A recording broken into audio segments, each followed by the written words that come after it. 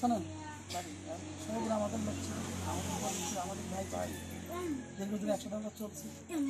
আমরা চাই যে শহীদুল এই হত্যার দৃষ্টান্ত ঘাবড়াবেন না, আপনি ন্যায় বিচার পাওয়ার জন্য যা যা করা লাগে। আমার মামা কালিয়া একজন আছে বিএমপি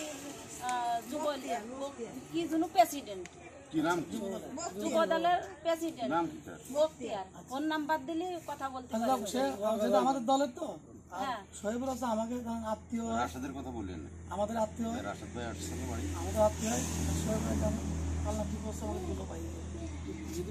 দীর্ঘদিন ছিল শহীদুল আছে তার একনিষ্ঠ কর্মী ছিল, সারাক্ষণ। হ্যাঁ আমি জানি। আমরা চাই এই আপনি যাদের ন্যায় বিচার পান, এই ন্যায় বিচার পাওয়ার জন্য যা যা করা লাগে আমরা